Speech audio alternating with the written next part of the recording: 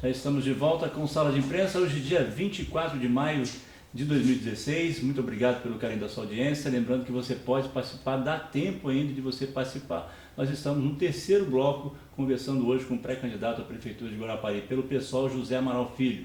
Mas você que perdeu os dois primeiros blocos, não tem problema, você assiste as reprises desse programa, também dos outros que já passaram por aqui, na nossa programação, 24 horas no ar com você, e pode ver também os links de todos os programas, estão no nosso canal no YouTube, youtube.com/TV Sudeste. Aproveite e se inscreva lá no nosso canal, e você pode ver também na nossa página no Facebook, né? Procura lá TV Sudeste no Facebook, veja lá os links, você pode assistir e acompanhar na íntegra. Nós estamos conversando com o pré-candidato Zé Amaral, como eu disse agora, e nós deixamos uma pergunta, Amaral, né, no final do intervalo anterior, do Ricardo Sabino, lá do bairro Itapebuçu. Obrigado, Ricardo, mais uma vez. Ele diz o seguinte: obras paradas, como a obra do hospital, e eu emendei ainda, tem a obra da nova sede da Prefeitura, que está parada também há muito tempo, né? O que fazer? Pergunta o Ricardo. Bom, Ricardo, boa noite e obrigado também pela pergunta. Prazer estar te respondendo isso aqui também. Ricardo, a gente vai ter que, como eu falei logo a princípio, nós vamos precisar, antes de tudo, de fazer uma auditoria nas contas da Prefeitura. Porque existe muito essa política em Guarapari de fazer obra. Ah, vou fazer obra, fazer obra, fazer obra, fazer obra. Mas e a finalidade dessas obras? Né? Esse hospital maternidade, por exemplo, seria um local que, se eu fosse o prefeito na época, eu jamais faria um hospital naquele local. Mesmo tendo uma construção iniciada? Mesmo tendo uma construção iniciada, Rodrigo, pelo seguinte, qual o acesso desse local? Vamos pensar o verão, uma ambulância, como uma ambulância vai fazer para acessar ali no verão? A Avenida Paris virou um gargalo. O aeroporto é outro gargalo.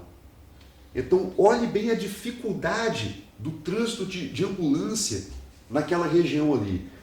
Aquele hospital não tem rua para chegar nele. Ou seja, não é só um hospital que tem que ser feito ali. Ali é um hospital e todo o processo de urbanismo da região inteira. Então, se eu fosse o prefeito na época da assinatura do contrato para a construção do hospital, eu teria escolhido o bairro Bela Vista, aonde hoje é o PSF de Bela Vista. Por quê? Porque ali é um local de facílimo acesso para todo o município. Ali é um local de facílimo escoamento. Se você tiver uma emergência que precisar mandar um doente para Vitória, você já consegue sair ali pelo contorno e ele já sai sem pegar... pegar... 101 também. Ou pela 101 sem pegar trânsito nenhum. Sabe? Então, vem, Ricardo, grande parte dessas obras, talvez elas estejam paradas hoje nesse processo todo por falta de planejamento. Tá? Então, o hospital fica pronto, mas será que a rua fica pronta? Será que o urbanismo no entorno para possibilitar o uso do hospital fica pronto? Quanto custa o hospital e quanto custa o entorno do hospital? Então, a gente tem que computar isso também. Um outro ponto que você me perguntou, Fabiano, em relação à sede da Prefeitura. Eu volta e meia eu me questiono também sobre isso, porque o supermercado já fez aniversário várias vezes, né, que foi... Uma permuta, uma venda. Né? Que foi construído em cima de onde era o antigo almoxarifado, que foi vendido para isso. E a sede da Prefeitura, a gente tem ali algumas colunas que há algum tempo atrás ainda tinha a discrepância de ter uma placa lá na frente dizendo conclusão da obra da sede administrativa. Essa placa, acho que o vento tirou ela de lá, ou alguém ficou com vergonha e pensou, não, vamos tirar daqui, porque, conclusão, o prefeito ia despachar ali, numa laje e várias colunas. Então, Fabiano, são coisas que a gente só vai poder dar uma resposta concreta à sociedade depois de uma auditoria nas contas. Rodrigo? Bom, falando em contas, o atual prefeito, alguns gastos, como por exemplo, fez uma praça ali na Avenida Paris, que algumas pessoas acharam um gasto desnecessário, já que a rua estava boa, funcionando bem, um gasto de 180 mil. Fez um gasto também com a passagem da tocha olímpica, segundo eles, mais de 100 mil reais. Como é que na administração do PSOL vai funcionar esses gastos? Você também vai tomar, tipo assim, eu vou gastar e pronto? Ou você vai consultar alguém ou algumas pessoas? Jamais, Rodrigo, jamais eu vou tomar uma decisão sozinho. Nós temos uma equipe, vamos ter uma equipe e vamos fazer uma administração junto com a sociedade. Então é por isso que esse é um dos motivos, por exemplo, Rodrigo, do pessoal ter optado não fazer coligações políticas. Por quê? Porque dessa forma o que a nossa equipe planejar hoje não vai poder ser executado lá na frente. Então, por exemplo, nós temos a nossa vice já, que é a doutora Hélia Mara de Deus, que já vem desenvolvendo um trabalho muito grande também, que vai também, não vai ser só uma vice de figurante. Não, nossa vice vai trabalhar. Nossa vice vai trabalhar todo dia e vai ser exigido dela também. E a gente tem certeza que a doutora Hélia Mara quer isso. Porque quem conhece o trabalho dela sabe que ela não é de cruzar o braço. Então, Rodrigo, antes de se fazer um gasto, como por exemplo esse gasto extremamente desnecessário ao meu ver, da tocha olímpica, é claro que é um símbolo maravilhoso, fica aqui minhas congratulações aos atletas, às pessoas que participaram aí carregando a tocha, é um prazer muito grande isso. Mas Guarapari não está numa situação de pagar 180 mil de pedágio para uma tocha passar, de pagar mais R$ 99.500 de aluguel de alambrado, sabe? Ou seja, olha a política excludente. Você traz uma coisa que é para unir a população e coloca uma grade entre ela e a população, sabe? Então, não, com certeza não é o tipo de política que o pessoal vai ter. Então o pessoal vai trabalhar em cima do desenvolvimento social, mas antes a gente quer ouvir a comunidade, antes a gente quer ouvir o público, o cidadão de Guarapari, se ele quer realmente esse gasto ou não. Com relação a essa questão do gasto, por exemplo, você colocou muito bem, o que é prioridade? No momento em que faltam vacinas nos postos de saúde, a gente gastar nada contra o momento olímpico, nada contra o espírito olímpico, né? Reitero as suas palavras com relação aos atletas, pessoas conhecidas, pessoas merecedoras, né, dessa honra de carregar a tocha olímpica em Guarapari, nada contra esse espírito, esse momento, mas o momento é de priorizar outras necessidades da sociedade, da comunidade. Faltam vacinas, e aí se faz um gasto. Não estou entrando no mérito de quanto foi, não foi, o que foi para mim foi exagerado, né, muito exagerado, mas o fato é que nós temos outras prioridades. E aí se investe, eu diria, de maneira errada, a meu ver, isso é uma opinião minha. Mas a questão então é prioridade, né, Marlon? Sim, Guarapari tem que priorizar algumas áreas. Então, por exemplo, a gente tem visto aí também uma discussão muito grande a nível nacional em relação à cultura, porque o novo governo foi lá e fechou o Ministério da Cultura. Numa gestão do pessoal, nós vamos criar uma política cultural dentro do município. A gente vai criar o Conselho Municipal de Cultura, que já existe por lei desde 1989, nunca foi colocado em prática. Isso estaria ligado a essa Secretaria de Cultura que a gente Esporte, tem aí? cultura, Esporte e cultura, tudo junto? Não também porque... Tudo junto e misturado? Porque acaba que... eu sou profissional da área da cultura, atuei muitos anos em Anchieta, no Conselho Estadual de Cultura, em vários segmentos da cultura, e eu sempre tive uma crítica muito grande, porque eu sempre falei que municipalmente cultura vem sempre depois de uma vírgula ou depois de um E. É Secretaria Municipal de Educação e Cultura, Secretaria Municipal de Turismo e Cultura, Secretaria Municipal de Lazer e Cultura. A cultura vem sempre depois. E a cultura, gente, é muito importante a gente ter em mente que a cultura não é somente arte. A cultura, ela bem trabalhada, ela torna você mais saudável, ela torna você mais sociável, porque a cultura é a única instituição do ser humano que ela nos antecede e nos procede. Por quê? Porque é a cultura que vai determinar, por exemplo, que tipo de parto que a minha mãe vai ter para eu nascer. Você nasceu de parteira? Não, nasci em hospital, porque minha mãe tinha perdido Eu perdi 2 irmãos gêmeos antes, então minha mãe teve alguns problemas, eu tive que ir para o hospital, mas meus irmãos nasceram de parteira. Lá em Baía Nova. Lá em Baía Nova. Então o que acontece? A cultura, ela te antecede e ela te ultrapassa, porque ela vai determinar também de que forma você vai ser sepultado, qual vai ser o seu rito fúnebre, tudo isso. Então a cultura, gente, ela é bem aplicada numa sociedade, ela vai fazer com que você não fique doente. Por quê? Porque eu sei que se eu comer tal coisa assim, de tal forma, eu vou poder contrair uma certa doença, uma certa bactéria.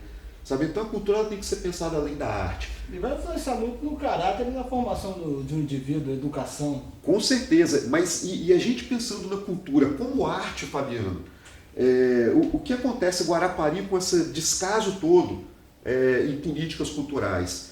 Chega no verão, você traz um monte de atrações de fora. Gente, o verão tem que ser a vitrine do artista de Guarapari. O verão deveria ser exclusivo, o poder público pagar shows de artistas de Guarapari e capixabas. Por quê? Porque é o momento que as pessoas de fora vêm nos ver. É o momento que a gente tem que mostrar a nossa prata da casa.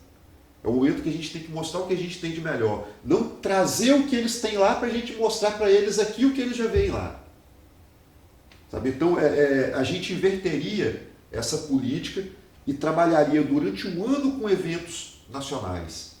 Deixa eu só colocar aqui uma pergunta que foi mandada pelo Marcos Presotti. Marcos, a gente tem que falar ainda de projetos ainda, tá? Então, Okay. uma pergunta em relação a projetos. Mas o Marcos coloca aqui o seguinte.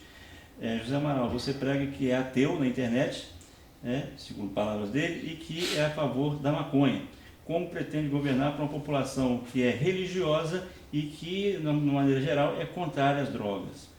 Bom, Marcos, em primeiro lugar, eu não prego que eu sou ateu. Você não ter religião é muito diferente de você ser ateu. Eu acredito em Deus, eu sou de uma família católica, de formação católica. Eu simplesmente só não sou religioso de frequentar uma igreja. Em relação à maconha, o pessoal ele tem um pensamento muito diferente em relação à política de combate a drogas. Hoje o mundo inteiro está reconhecendo que a guerra às drogas fracassou. Então o que acontece? Quando o pessoal fala em liberação de drogas, as pessoas devem entender que a droga já é liberada. Você vai em qualquer lugar, você encontra traficante de maconha, de cocaína, droga o que não falta. Droga o que não falta. Aí, partindo disso, o que não só o pessoal, mas vários grupos de autoridades no Brasil inteiro começaram a observar que o que realmente tem causado violência não é a droga, mas o tráfico, mas a proibição dela. Rodrigo, você, um jornalista ativo que está aí 24 horas por dia ligado na notícia, quantos casos de overdose você noticiou esse ano? Acho que nenhum. Quantos casos, Rodrigo, de violência, de tiro, de facada, de assassinatos de jovens você noticiou esse ano? Muitos. Então, o problema é o quê? É a droga ou é o tráfico? Então, você regulamentando o comércio de drogas, você deixando isso nas mãos do Estado. Mas o Estado tem condições de fiscalizar? Ele não tem condição de manter mais essa guerra, Fabiano. Porque essa guerra está perdida. Sabe, essa guerra está perdida. Ele tem condição de fiscalizar as fronteiras? A droga está entrando. Não se planta coca no morro. Então a droga teve que vir de algum lugar. Então já perdemos. Se a droga chegou lá no morro, já perdemos. O Estado já perdeu a guerra. Então o que acontece? Se você fiscalizando o Estado, regulamentando isso, é claro que ninguém vai sentar e vai acender um baseado do seu lado, na rua, vai pegar e vai cheirar cocaína em cima de uma mesa num bar. Há pouco tempo atrás, vocês lembram como era o cigarro, não lembram? Você entrava num ônibus, 10, 20 pessoas fumando dentro do ônibus, no avião, no restaurante, no hospital.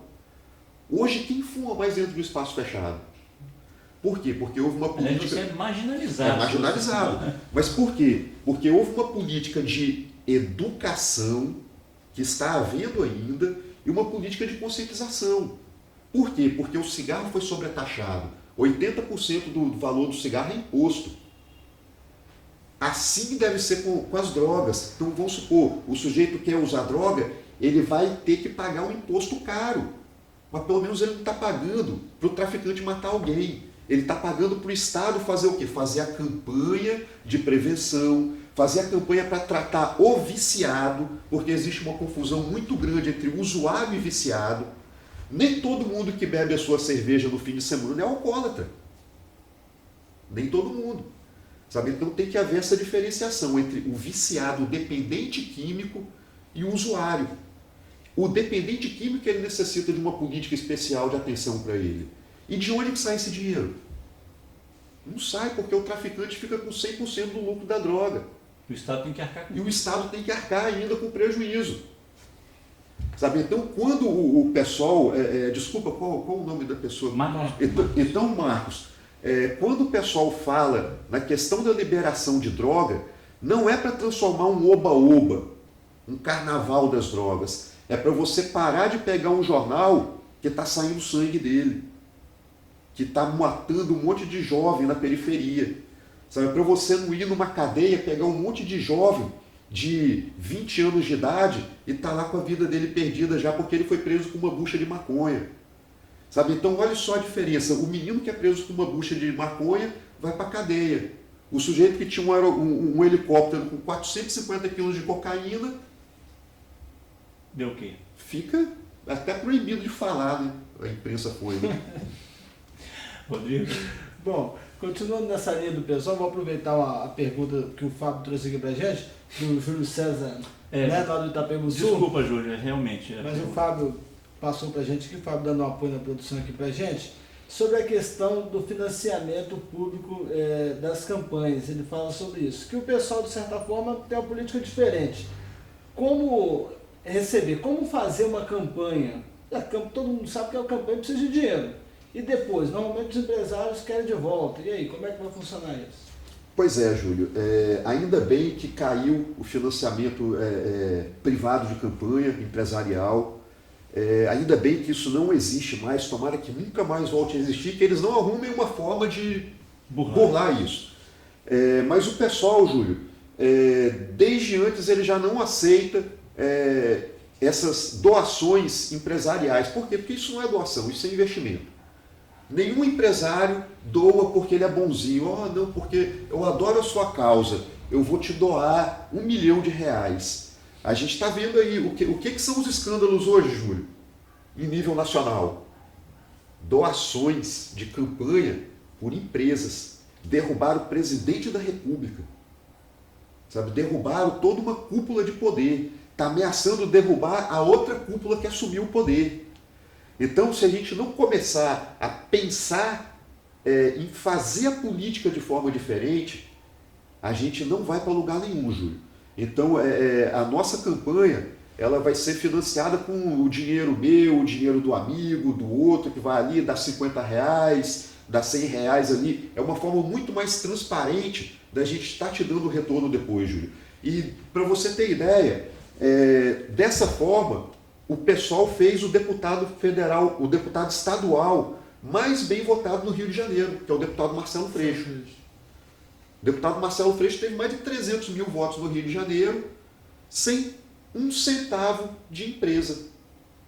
E está cotado para ser... prefeito do Rio de Janeiro.